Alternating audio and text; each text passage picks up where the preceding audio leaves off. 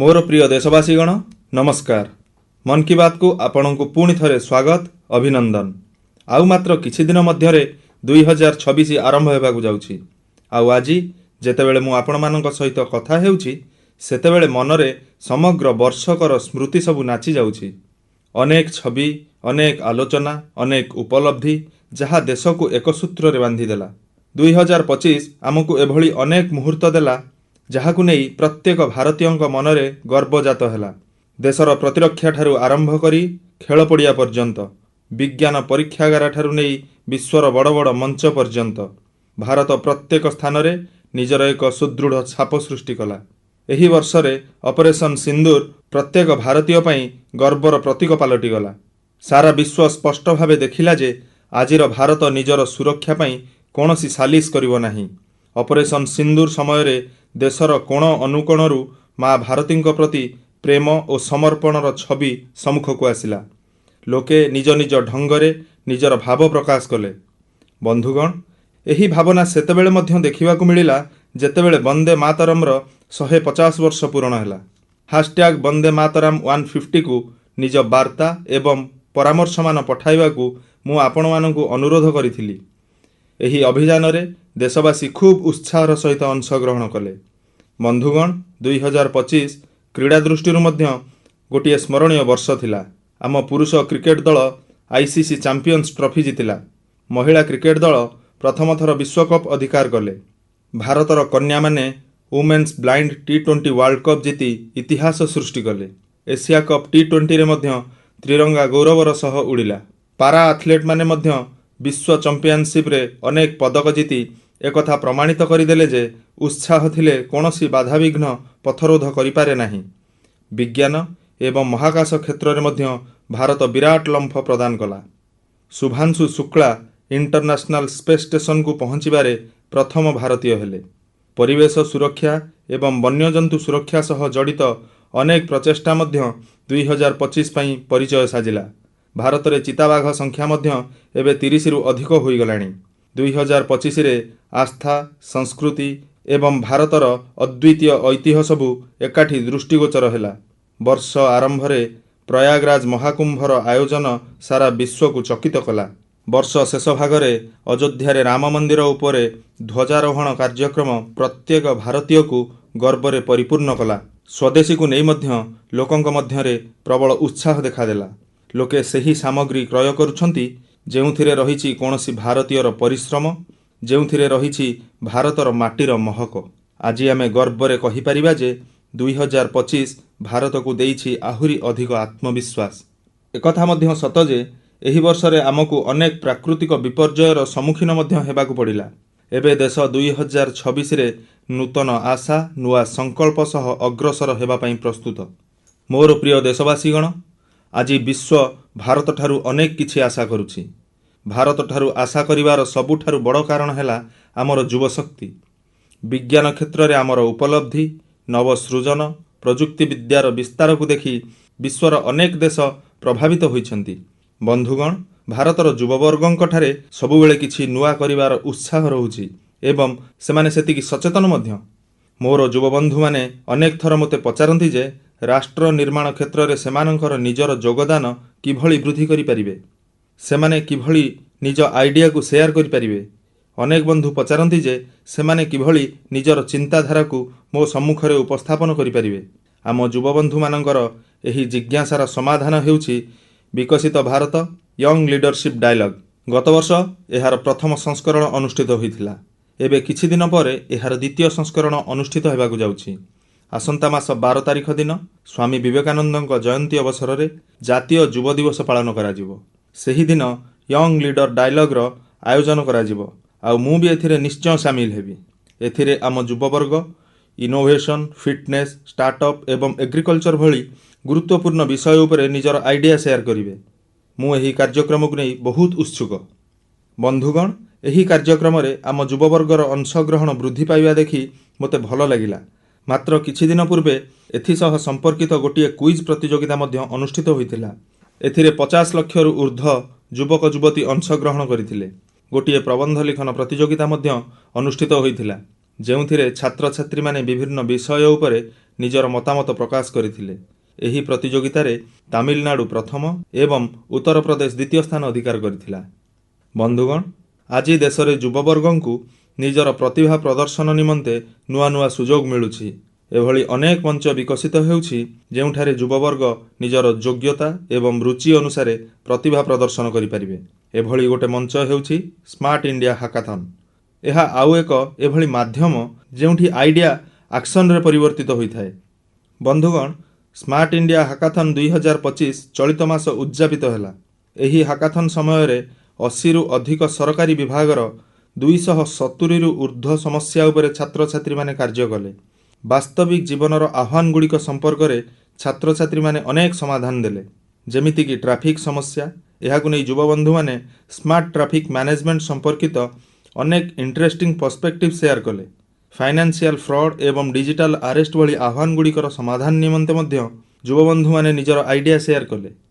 ଗ୍ରାମାଞ୍ଚଳରେ digital banking ପାଇଁ cyber security framework ବିଷୟରେ ମଧ୍ୟ ସେମାନେ ବିଭିନ୍ନ ପ୍ରସ୍ତାବ ଦେଲେ। ଅନେକ ଯୁବବନ୍ଧୁ କୃଷି କ୍ଷେତ୍ରରେ ସୃଷ୍ଟି ହେଉଥିବା ଆହ୍ୱାନର ସମାଧାନ ବାହାର କରିବାରେ ଲାଗି ରହିଲେ। ବନ୍ଧୁଗଣ, ଗତ 7-8 ବର୍ଷରେ ସ୍ମାର୍ଟ ଇଣ୍ଡିଆ ହାକାଥନ୍ରେ 13 ଲକ୍ଷରୁ ଅଧିକ ଛାତ୍ରଛାତ୍ରୀ ଏବଂ 6,000ରୁ ଅଧିକ ସଂସ୍ଥା ଅଂଶଗ୍ରହଣ କରିସାରିଛନ୍ତି। ଯୁବବନ୍ଧୁମାନେ ଶହ ଶହ ସମସ୍ୟାର ସଫଳ ସମାଧାନ ମଧ୍ୟ ବାହାର କରିଛନ୍ତି।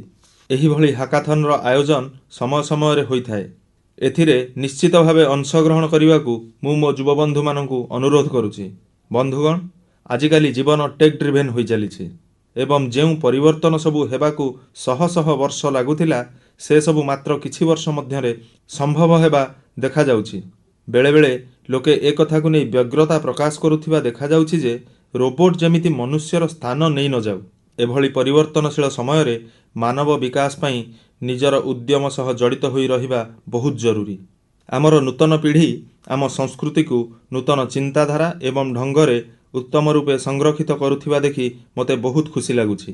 ବନ୍ଧୁଗଣ, ଆପଣମାନେ ଇଣ୍ଡିଆନ୍ ଇନଷ୍ଟିଚ୍ୟୁଟ୍ ଅଫ୍ ସାଇନ୍ସର ନାମ ନିଶ୍ଚୟ ଶୁଣିଥିବେ। ରିସର୍ଚ୍ଚ ଏବଂ ଇନୋଭେସନ୍ ଏହି ସଂସ୍ଥାର ପରିଚୟ। କିଛି ବର୍ଷ ପୂର୍ବେ ସେଠାକାର କିଛି ପୁରାତନ ଛାତ୍ର ଉପଲବ୍ଧି କଲେ ଯେ ପାଠପଢ଼ା ଏବଂ ଗବେଷଣା ସହ ସଙ୍ଗୀତର ଉପସ୍ଥିତି ମଧ୍ୟ ନିହାତି ଆବଶ୍ୟକ। ଏତିକିରୁ ଆରମ୍ଭ ହେଲା ଗୋଟିଏ ଛୋଟିଆ ମ୍ୟୁଜିକ୍ କ୍ଲାସ୍। ନା କୌଣସି ବଡ଼ ମଞ୍ଚ, ନା ବଡ଼ ବଜେଟ୍। ଧୀରେ ଧୀରେ ଏହି ପ୍ରୟାସ ଗତିଶୀଳ ହେଲା ଏବଂ ଆଜି ଏହାକୁ ଆମେ ଗୀତାଞ୍ଜଳି IISc ନାଁରେ ଜାଣିଛୁ। ଏହା ଏବେ କେବଳ କ୍ଲାସ୍ ନୁହେଁ, କ୍ୟାମ୍ପସର ସାଂସ୍କୃତିକ କେନ୍ଦ୍ର। ଏଠାରେ ହିନ୍ଦୁସ୍ତାନୀ ଶାସ୍ତ୍ରୀୟ ସଙ୍ଗୀତ ଅଛି, ଲୋକ ପରମ୍ପରା ଅଛି, ଶାସ୍ତ୍ରୀୟ ଧାରା ଅଛି। ଛାତ୍ରମାନେ ଯେଉଁଠାରେ ଏକାଠି ବସି ଅଭ୍ୟାସ କରୁଛନ୍ତି, ପ୍ରଫେସର ସାଥିରେ ବସୁଛନ୍ତି, ସେମାନଙ୍କ ପରିବାର ମଧ୍ୟ ଯୋଗ ଦେଉଛନ୍ତି।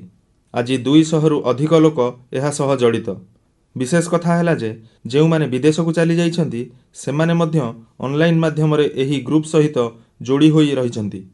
ବନ୍ଧୁଗଣ, ନିଜର ମୂଳ ସହିତ ଜଡ଼ିତ ରହିବାର ଏହି ପ୍ରୟାସଗୁଡ଼ିକ ଭାରତ ଭିତରେ ସୀମିତ ନୁହେଁ। ବିଶ୍ୱର ବିଭିନ୍ନ କୋଣ ଅନୁକୋଣ ଏବଂ ସେଠାରେ ବସବାସ କରୁଥିବା ଭାରତୀୟମାନେ ମଧ୍ୟ ନିଜର ଭୂମିକା ନିର୍ବାହ କରୁଛନ୍ତି। ଆଉ ଏକ ଉଦାହରଣ ଯାହା ଆମକୁ ଦେଶରୁ ବାହାରକୁ ନେଇଯାଏ, ସେହି ସ୍ଥାନ ହେଉଛି ଦୁବାଇ। ସେଠାରେ ରହୁଥିବା କନ୍ନଡ଼ ପରିବାରଗୁଡ଼ିକ ନିଜକୁ ଏକ ଜରୁରୀ ପ୍ରଶ୍ନ ପଚାରିଥିଲେ। ଆମ ପିଲାମାନେ ପ୍ରଯୁକ୍ତି ଦୁନିଆରେ ଆଗକୁ ବଢ଼ୁଛନ୍ତି, କିନ୍ତୁ ସେମାନେ ନିଜ ଭାଷାଠୁ ଦୂରେଇ ଯାଉନାହାନ୍ତି ତ? ଏଥିରୁ ସୃଷ୍ଟି ହେଲା କନ୍ନଡ଼ ପାଠଶାଳା। ଏହା ଏପରି ଏକ ପ୍ରୟାସ ଯେଉଁଠି ପିଲାମାନଙ୍କୁ କନ୍ନଡ଼ ପଢ଼ାଇବା, ଶିଖିବା, ଲେଖିବା ଏବଂ କହିବା ଶିଖାଯାଏ। ଆଜି ଏଥିସହ 1000ରୁ ଅଧିକ ପିଲା ଯୋଡ଼ି ହୋଇଛନ୍ତି। ସତରେ କନ୍ନଡ଼ ନାଡ଼ୁ ନୂଡ଼ି ନମ୍ମା ହେମ୍ମେ, ଅର୍ଥାତ୍ କନ୍ନଡ଼ର ଭୂମି ଏବଂ ଭାଷା ଆମର ଗର୍ବ। ବନ୍ଧୁଗଣ, ଏକ ପୁରୁଣା ଉକ୍ତି ଅଛି, ଇଚ୍ଛା ଥିଲେ ଉପାୟ ଆସେ। ଏହି ଉକ୍ତିକୁ ପୁନର୍ବାର ସତ୍ୟ ସାବ୍ୟସ୍ତ କରି ଦେଖାଇଛନ୍ତି ମଣିପୁରର ଜଣେ ଯୁବକ ମୋଇରାଙ୍ଗଥେମ୍ ସେଠଜୀ। ତାଙ୍କର ବୟସ 40 ବର୍ଷରୁ ମଧ୍ୟ କମ୍। ଶ୍ରୀମାନ ମୋଇରାଙ୍ଗଥେମ୍ ଜୀ ମଣିପୁରର ଯେଉଁ ଉପାନ୍ତ ଅଞ୍ଚଳରେ ରହୁଥିଲେ, ସେଠାରେ ବିଦ୍ୟୁତର ବଡ଼ ସମସ୍ୟା ଥିଲା। ଏହି ଆହ୍ୱାନର ମୁକାବିଲା କରିବା ପାଇଁ ସେ ଲୋକାଲ ସଲ୍ୟୁସନ୍ ଉପରେ ଗୁରୁତ୍ୱ ଦେଲେ ଏବଂ ତାଙ୍କୁ ଏହି ସଲ୍ୟୁସନ୍ ମିଳିଥିଲା ସୋଲାର ପାୱାର ରୂପେ। ଏମିତିରେ ଆମ ମଣିପୁରରେ ସୌରଶକ୍ତି ଉତ୍ପାଦନ କରିବା ସହଜ। ତେଣୁ ମୋଇରାଙ୍ଗଥେମ୍ ଜୀ ସୋଲାର ପ୍ୟାନେଲ ଲଗାଇବାର ଅଭିଯାନ ଚଳାଇଲେ ଏବଂ ଏହି ଅଭିଯାନ କାରଣରୁ ଆଜି ତାଙ୍କ ଅଞ୍ଚଳରେ ଶହ ଶହ ଘରେ ସୌରଶକ୍ତି ପହଞ୍ଚି ପାରିଛି। ଗୁରୁତ୍ୱପୂର୍ଣ୍ଣ କଥାଟି ହେଲା, ସେ ସ୍ୱାସ୍ଥ୍ୟସେବା ଏବଂ ଜୀବନ ଜୀବିକାକୁ ଉନ୍ନତ କରିବା ପାଇଁ ସୌରଶକ୍ତିର ଉପଯୋଗ କରିଛନ୍ତି। ଆଜି ତାଙ୍କ ପ୍ରୟାସରେ ମଣିପୁରରେ ଅନେକ ସ୍ୱାସ୍ଥ୍ୟକେନ୍ଦ୍ରକୁ ମଧ୍ୟ ସୌରଶକ୍ତି ମିଳିପାରିଛି। ତାଙ୍କର ଏହି କାମରୁ ମଣିପୁରର ନାରୀ ଶକ୍ତିକୁ ମଧ୍ୟ ବହୁତ ଲାଭ ମିଳିଛି। ସ୍ଥାନୀୟ ମତ୍ସ୍ୟଜୀବୀ ଏବଂ କଳାକାରମାନଙ୍କୁ ବି ଏଥିରୁ ବହୁତ ସହାୟତା ମିଳିଛି। ବନ୍ଧୁଗଣ, ଏବେ ସରକାର PM ସୂର୍ଯ୍ୟଘର ମାଗଣା ବିଦ୍ୟୁତ୍ ଯୋଜନା ଜରିଆରେ ପ୍ରତ୍ୟେକ ହିତାଧିକାରୀ ପରିବାରକୁ ସୋଲାର ପ୍ୟାନେଲ ଲଗାଇବା ପାଇଁ ପ୍ରାୟ 75ରୁ 80 ହଜାର ଟଙ୍କା ଦେଉଛନ୍ତି। ମୋଇରାଙ୍ଗ ଥେମଜୀଙ୍କ ଏହି ପ୍ରୟାସଗୁଡ଼ିକ ଯଦିଓ ବ୍ୟକ୍ତିଗତ ପ୍ରଚେଷ୍ଟା, କିନ୍ତୁ ସୌରଶକ୍ତି ସହ ସମ୍ପୃକ୍ତ ପ୍ରତ୍ୟେକ ଅଭିଯାନକୁ ଏହା ନୂଆ ଗତି ଦେଉଛି।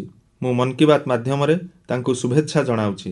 ମୋର ପ୍ରିୟ ଦେଶବାସୀଗଣ, ଆସନ୍ତୁ ଏବେ ଜାମ୍ମୁ କାଶ୍ମୀର ଯିବା। ମୁଁ ଜାମ୍ମୁ କାଶ୍ମୀରର ସାଂସ୍କୃତିକ ଏବଂ ଐତିହାସିକ ଐତିହ୍ୟ ବିଷୟରେ ଏକ କାହାଣୀ ବାଣ୍ଟିବାକୁ ଚାହୁଁଛି, ଯାହା ଆପଣଙ୍କୁ ଗର୍ବରେ ଭରିଦେବ। ଜାମ୍ମୁ କାଶ୍ମୀରର ବାରମୁଲାରେ ଜେହାନପୋରା ନାମକ ସ୍ଥାନଟିଏ ଅଛି। ବର୍ଷ ବର୍ଷ ଧରି ଲୋକେ ସେଇଠି କିଛି ଉଚ୍ଚ କୁଦ ଦେଖି ଆସୁଥିଲେ। କେହି ଜାଣିନଥିଲେ ଯେ ଏହି ସାଧାରଣ କୁଦଗୁଡ଼ିକ କ'ଣ। ତାପରେ ଦିନେ ଜଣେ ପ୍ରତ୍ନତତ୍ତ୍ୱବିତ୍ଙ୍କ ଦୃଷ୍ଟି ତା ଉପରେ ପଡ଼ିଲା। ଯେତେବେଳେ ସେହି ଅଞ୍ଚଳକୁ ନିକଟରୁ ପର୍ଯ୍ୟବେକ୍ଷଣ କରିବା ଆରମ୍ଭ କଲେ, ସେ ଅନୁଭବ କଲେ ଯେ ସେଗୁଡ଼ିକ କିଛି ଅସାଧାରଣ ଜିନିଷ। ଏହାପରେ ସେହି କୁଦଗୁଡ଼ିକର ବୈଜ୍ଞାନିକ ଅଧ୍ୟୟନ ଆରମ୍ଭ ହେଲା। ଡ୍ରୋନ୍ ସାହାଯ୍ୟରେ ଉପରୁ ଫଟୋ ଉଠାଗଲା ଏବଂ ଭୂମିର ମ୍ୟାପିଂ କରାଗଲା। ତାପରେ କିଛି ଆଶ୍ଚର୍ଯ୍ୟଜନକ ତଥ୍ୟ ସାମ୍ନାକୁ ଆସିବା ଆରମ୍ଭ ହେଲା। ଜଣାପଡ଼ିଲା ଯେ ସେହି କୁଦଗୁଡ଼ିକ ପ୍ରାକୃତିକ ନୁହେଁ, ସେଗୁଡ଼ିକ ମନୁଷ୍ୟ ନିର୍ମିତ କୌଣସି ବଡ଼ ବଡ଼ ପ୍ରାସାଦର ଅବଶେଷ ଥିଲା। ଠିକ୍ ସେତେବେଳେ ଆଉ ଏକ ମଜାଦାର ସଂଯୋଗ ଜଣାପଡ଼ିଲା। କାଶ୍ମୀରରୁ ହଜାର ହଜାର କିଲୋମିଟର ଦୂରରେ ଫ୍ରାନ୍ସର ଏକ ସଂଗ୍ରହାଳୟର ଅଭିଲେଖାଗାରରେ ଗୋଟିଏ ପୁରୁଣା ଅସ୍ପଷ୍ଟ ଚିତ୍ର ଆବିଷ୍କୃତ ହେଲା। ବାରମୁଲାର ସେହି ଚିତ୍ରରେ 3ଟି ବୌଦ୍ଧ ସ୍ତୂପ ଦୃଶ୍ୟମାନ ହେଉଥିଲା। ଏଇଠୁ ସମୟ ଏକ ନୂଆ ମୋଡ଼ ନେଲା ଏବଂ କାଶ୍ମୀରର ଗୌରବମୟ ଅତୀତ ଆମ ସାମ୍ନାକୁ ଆସିଲା। ଏହା ପ୍ରାୟ 2000 ବର୍ଷ ପରିବ୍ୟାପ୍ତ ଇତିହାସ। କାଶ୍ମୀରର ଜେହାନପୋରାରେ ଥିବା ଏହି ବୌଦ୍ଧ ପରିସର ଆମକୁ କାଶ୍ମୀରର ଅତୀତ କ'ଣ ଥିଲା ଏବଂ ଏହାର ପରିଚୟ କେତେ ସମୃଦ୍ଧ ଥିଲା, ତାହା ମନେ ପକାଇଦିଏ। ମୋର ପ୍ରିୟ ଦେଶବାସୀଗଣ, ମୁଁ ଏବେ ଆପଣଙ୍କୁ ଭାରତରୁ ହଜାର ହଜାର କିଲୋମିଟର ଦୂରରେ ହୋଇଥିବା ଏକ ହୃଦୟସ୍ପର୍ଶୀ ପ୍ରୟାସ କଥା ବିଷୟରେ କହିବାକୁ ଚାହୁଁଛି। ଫିଜିରେ ଭାରତୀୟ ଭାଷା ଏବଂ ସଂସ୍କୃତିକୁ ପ୍ରୋତ୍ସାହିତ କରିବା ପାଇଁ ଏକ ପ୍ରଶଂସନୀୟ ଉଦ୍ୟମ ହୋଇଛି। ସେଠାକାର ନୂତନ ପିଢ଼ିକୁ ତାମିଲ ଭାଷା ସହିତ ଯୋଡ଼ିବା ପାଇଁ ଅନେକ ସ୍ତରରେ ନିରନ୍ତର ପ୍ରୟାସ କରାଯାଉଛି। ଗତ ମାସରେ ଫିଜିର ରାକି ରାକି ଅଞ୍ଚଳରେ ସେଠାକାର ଏକ ସ୍କୁଲରେ ପ୍ରଥମ ଥର ପାଇଁ ତାମିଲ ଦିବସ ପାଳନ କରାଯାଇଥିଲା। ସେହିଦିନ ପିଲାଙ୍କୁ ଏଭଳି ଏକ ମଞ୍ଚ ମିଳିଲା ଯେଉଁଠି ସେମାନେ ଖୋଲା ହୃଦୟରେ ନିଜ ଭାଷାକୁ ନେଇ ଗର୍ବ ବ୍ୟକ୍ତ କରିଥିଲେ। ପିଲାମାନେ ତାମିଲ ଭାଷାରେ କବିତା ପାଠ କରିଥିଲେ, ଭାଷଣ ଦେଇଥିଲେ ଏବଂ ମଞ୍ଚ ଉପରେ ଆତ୍ମବିଶ୍ୱାସର ସହିତ ନିଜ ସଂସ୍କୃତିର ପ୍ରଦର୍ଶନ କରିଥିଲେ। ବନ୍ଧୁଗଣ, ତାମିଲ ଭାଷାକୁ ପ୍ରୋତ୍ସାହିତ କରିବା ପାଇଁ ଦେଶ ଭିତରେ ମଧ୍ୟ ନିରନ୍ତର କାର୍ଯ୍ୟ କରାଯାଉଛି। କିଛିଦିନ ପୂର୍ବରୁ ମୋର ସଂସଦୀୟ କ୍ଷେତ୍ର କାଶୀରେ 4ର୍ଥ କାଶୀ ତାମିଲ ସଙ୍ଗମମ୍ ଅନୁଷ୍ଠିତ ହୋଇଥିଲା। ଏବେ ମୁଁ ଆପଣଙ୍କୁ ଏକ ଅଡିଓ କ୍ଲିପ୍ ଶୁଣାଇବାକୁ ଯାଉଛି। ଶୁଣନ୍ତୁ ଏବଂ ଅନୁମାନ କରନ୍ତୁ ଯେ ତାମିଲ କହିବାକୁ ଚେଷ୍ଟା କରୁଥିବା ଏହି ପିଲାମାନେ କେଉଁ ଜାଗାର। வணக்கம்.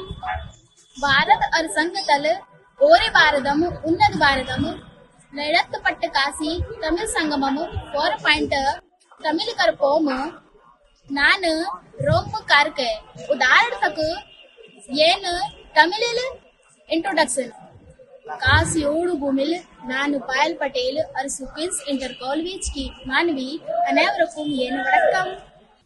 बंधुगण, आपण जानी आश्चर्य हेबे जे एही तामिल भाषारे एते सहज भावे निजर वक्तव्य प्रकाश करुथिबा एही पिलाए काशीर वाराणसीर सेमानंक मातृभाषा हिंदी, किंतु तामिल भाषा प्रति अनुराग सेमानंकु तामिल शिखिबाकु प्रेरणा देइछि।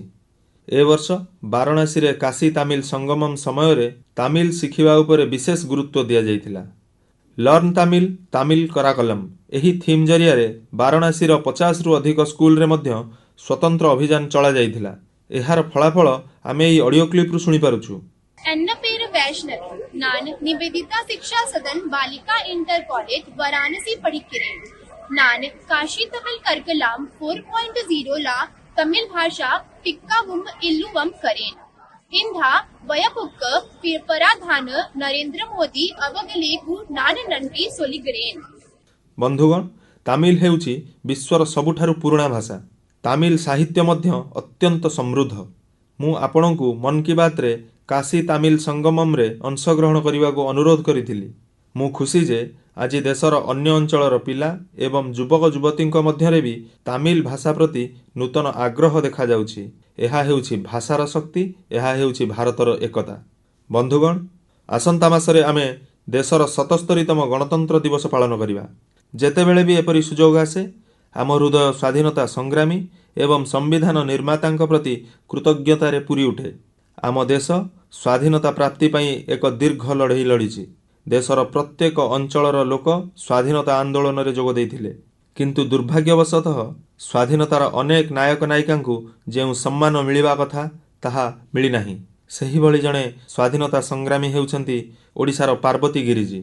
ଜାନୁଆରୀ 2026ରେ ତାଙ୍କର ଜନ୍ମ ଶତବାର୍ଷିକୀ ପାଳନ କରାଯିବ। ସେ 16 ବର୍ଷ ବୟସରେ ଭାରତ ଛାଡ଼ ଆନ୍ଦୋଳନରେ ଅଂଶଗ୍ରହଣ କରିଥିଲେ। ବନ୍ଧୁଗଣ, ସ୍ୱାଧୀନତା ଆନ୍ଦୋଳନ ପରେ ପାର୍ବତୀ ଗିରି ସମାଜସେବା ଏବଂ ଆଦିବାସୀ କଲ୍ୟାଣ ପାଇଁ ନିଜ ଜୀବନକୁ ଉତ୍ସର୍ଗ କରିଥିଲେ। ସେ ଅନେକ ଅନାଥାଶ୍ରମ ପ୍ରତିଷ୍ଠା କରିଥିଲେ। ତାଙ୍କର ପ୍ରେରଣାଦାୟକ ଜୀବନ ପ୍ରତ୍ୟେକ ପିଢ଼ିକୁ ମାର୍ଗଦର୍ଶନ କରିଚାଲିବ। ମୁଁ ପାର୍ବତୀ ଗିରିଜୀଙ୍କୁ ଶ୍ରଦ୍ଧାଞ୍ଜଳି ଅର୍ପଣ କରୁଛି। ବନ୍ଧୁଗଣ, ଆମ ଐତିହ୍ୟକୁ ଭୁଲି ନ ଯିବା ଆମର ଦାୟିତ୍ୱ। ଆସନ୍ତୁ ଆମେ ସ୍ୱାଧୀନତା ପ୍ରଦାନ କରିଥିବା ସେହି ନାୟକ ନାୟିକାମାନଙ୍କ ମହାନ ଗାଥାକୁ ପରବର୍ତ୍ତୀ ପିଢ଼ି ପର୍ଯ୍ୟନ୍ତ ପହଞ୍ଚାଇବା। ଆପଣମାନଙ୍କର ମନେଥିବ ଯେ ଯେତେବେଳେ ଆମ ସ୍ୱାଧୀନତାକୁ 75 ବର୍ଷ ପୂରଣ ହୋଇଥିଲା, ସେତେବେଳେ ସରକାର ଏକ ସ୍ୱତନ୍ତ୍ର ୱେବସାଇଟ୍ ତିଆରି କରିଥିଲେ। ଏହାର ଏକ ବିଭାଗ ଅନାଲୋଚିତ ନାୟକମାନଙ୍କ ପାଇଁ ଉତ୍ସର୍ଗୀକୃତ ଥିଲା।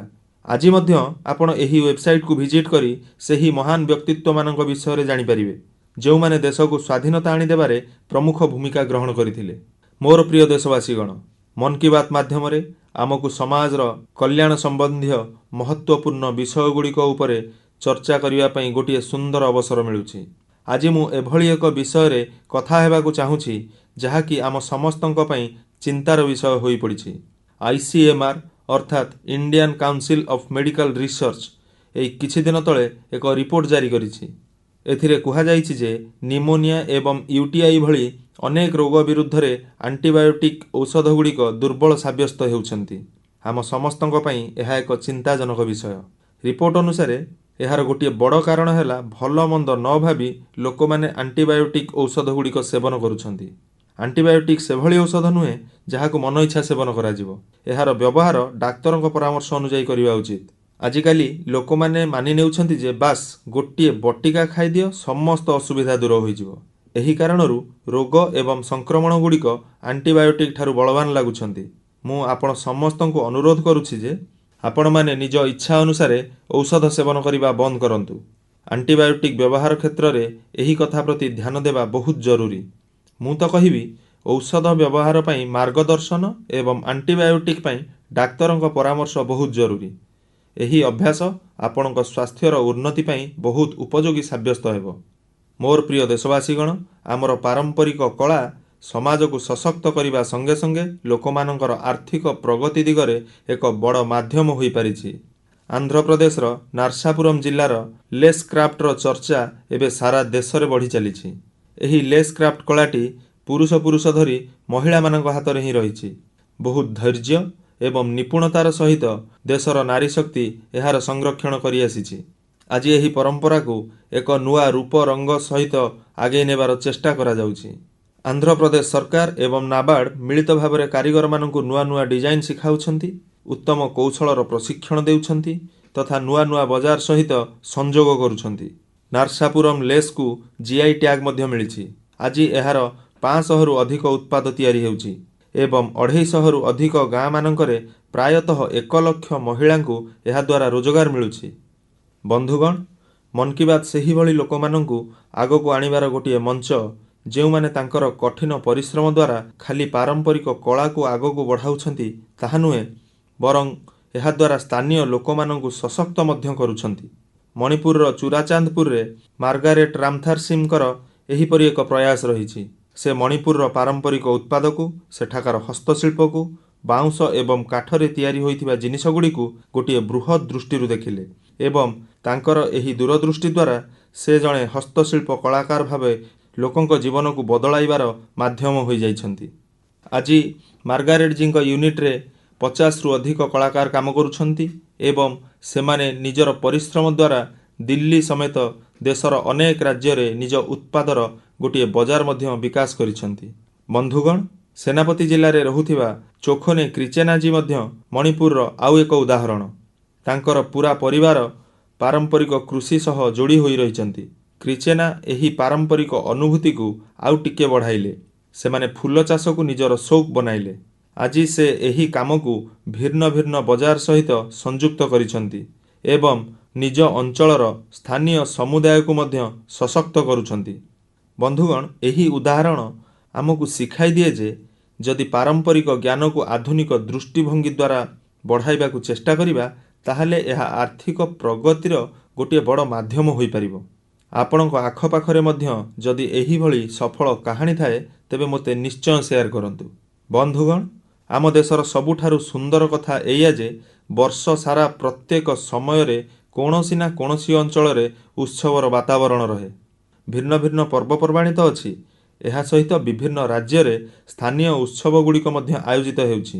ଅର୍ଥାତ୍ ଯଦି ଆପଣ ବୁଲିବାକୁ ମନ କରିବେ, ତାହେଲେ ସବୁ ସମୟରେ ଦେଶର କୌଣସି ନା କୌଣସି କୋଣରେ ନିଜର ସ୍ୱତନ୍ତ୍ର ଉତ୍ସବ ସହିତ ପର୍ବପର୍ବାଣି ଦେଖିବାକୁ ମିଳିବ। ଏଭଳି ଏକ ଉତ୍ସବ ଏବେ କଚ୍ଛର ରଣରେ ଚାଲୁଅଛି। ଏହି ବର୍ଷ କଚ୍ଛ ରଣୋତ୍ସବର ଏହି ଆୟୋଜନ 23 ନଭେମ୍ବର ଠାରୁ ଆରମ୍ଭ ହୋଇଛି, ଯାହା 20 ଫେବୃଆରୀ ପର୍ଯ୍ୟନ୍ତ ଚାଲିବ। ସେଠାରେ କଚ୍ଛର ଲୋକ ସଂସ୍କୃତି, ଲୋକ ସଙ୍ଗୀତ, ନୃତ୍ୟ ଏବଂ ହସ୍ତଶିଳ୍ପର ବିବିଧତା ଦେଖିବାକୁ ପାଇବେ। କଚ୍ଛର ଧବଳ ରଣର ଭବ୍ୟତା ଦେଖିବା ସ୍ୱୟଂ ଏକ ସୁଖଦ ଅନୁଭୂତି। ରାତି ସମୟରେ ଯେତେବେଳେ ଧବଳ ରଣ ଉପରେ ଚାନ୍ଦିନୀ ବିଛାଡ଼ି ହୋଇ ପଡ଼େ, ସେତେବେଳେ ତାହାର ଦୃଶ୍ୟ ଆପଣଙ୍କୁ ମନ୍ତ୍ରମୁଗ୍ଧ କରିଦିଏ। ରଣ ଉତ୍ସବର ଟେଣ୍ଟ ସିଟି ବହୁତ ଲୋକପ୍ରିୟ। ମୁଁ ଜାଣିବାକୁ ପାଇଲି ଯେ ଗତ 1 ମାସ ମଧ୍ୟରେ ଏପର୍ଯ୍ୟନ୍ତ 2 ଲକ୍ଷରୁ ଅଧିକ ଲୋକ ରଣୋତ୍ସବରେ ଭାଗ ନେଇ ସାରିଛନ୍ତି ଏବଂ ଦେଶର କୋଣ ଅନୁକୋଣରୁ ଆସିଛନ୍ତି। ବିଦେଶରୁ ମଧ୍ୟ ଲୋକ ଆସିଛନ୍ତି। ଆପଣଙ୍କୁ ଯେତେବେଳେ ସୁଯୋଗ ମିଳିବ ତ ଏହିଭଳି ଉତ୍ସବରେ ନିଶ୍ଚୟ ଯୋଗ ଦିଅନ୍ତୁ ଏବଂ ଭାରତର ବିବିଧତାର ଆନନ୍ଦ ନିଅନ୍ତୁ। ବନ୍ଧୁଗଣ, ଏହା ହେଉଛି 2025 ମସିହାର ମନ୍ କି ବାତ୍ର ଶେଷ ଅଧ୍ୟାୟ। ଏବେ ଆମେ 2026 ମସିହାରେ ଏହିଭଳି ଉତ୍ସାହ ଏବଂ ଉଦ୍ଦୀପନାର ସହିତ, ଆତ୍ମୀୟତାର ସହିତ ନିଜର ମନର କଥା କହିବା ପାଇଁ ମନ୍ କି ବାତ୍ କାର୍ଯ୍ୟକ୍ରମ ସହିତ ନିଶ୍ଚୟ ଏକତ୍ର ହେବା। ନୂତନ ଶକ୍ତି, ନୂତନ ବିଷୟ ଏବଂ ଦେଶବାସୀଙ୍କର ଅଗଣିତ ପ୍ରେରଣାଦାୟୀ କଥା ମନ୍ କି ବାତ୍ ମାଧ୍ୟମରେ ଆମ ସମସ୍ତଙ୍କୁ ଯୋଡ଼ି ରଖୁଛି। ପ୍ରତ୍ୟେକ ମାସରେ ମୋତେ ଏହିଭଳି ଅନେକ ବାର୍ତ୍ତା ମିଳେ, ଯେଉଁଥିରେ ବିକଶିତ ଭାରତକୁ ନେଇ ନିଜ ନିଜର ଦୃଷ୍ଟିକୋଣକୁ ଲୋକମାନେ ମୋ ସହିତ ସେୟାର କରନ୍ତି। ଲୋକମାନଙ୍କ ଠାରୁ ମିଳୁଥିବା ଏଭଳି ପରାମର୍ଶ ଏବଂ ଏ ଦିଗରେ ସେମାନଙ୍କର ପ୍ରୟାସକୁ ଦେଖି ମୋର ବିଶ୍ୱାସ ଆହୁରି ଦୃଢ଼ ହେଉଛି ଯେ ବିକଶିତ ଭାରତ ଗଠନର ଆମମାନଙ୍କର ସଂକଳ୍ପ ନିଶ୍ଚୟ ସିଦ୍ଧ ହେବ। ଏହି ବିଶ୍ୱାସ ଦିନକୁ ଦିନ ଦୃଢ଼ ହେବାରେ ଲାଗିଛି। 2026 ମସିହାଟି ଏହି ସଂକଳ୍ପ ସିଦ୍ଧିର ଯାତ୍ରାରେ ଗୋଟିଏ ମୁଖ୍ୟ ଭୂମିକା ଗ୍ରହଣ କରୁ। ଆପଣଙ୍କ ଓ ଆପଣଙ୍କ ପରିବାରର ଜୀବନ ଖୁସିରେ ଭରିଯାଉ। ଏହି କାମନା ସହିତ ଏହି ଅଧ୍ୟାୟରୁ ବିଦାୟ ନେବା ପୂର୍ବରୁ ନିଶ୍ଚିତ କହିବି ଯେ ଫିଟ୍ ଇଣ୍ଡିଆ ମୁଭମେଣ୍ଟ ଆପଣଙ୍କୁ ମଧ୍ୟ ଫିଟ୍ ରଖୁ। ଶୀତ ଋତୁ ବ୍ୟାୟାମ ପାଇଁ ବହୁତ ଉପଯୁକ୍ତ ସମୟ। ବ୍ୟାୟାମ ନିଶ୍ଚୟ କରନ୍ତୁ। ଆପଣ ସମସ୍ତଙ୍କୁ 2026 ବର୍ଷ ପାଇଁ ବହୁତ ବହୁତ ଶୁଭକାମନା। ଧନ୍ୟବାଦ। ବନ୍ଦେ ମାତରମ୍।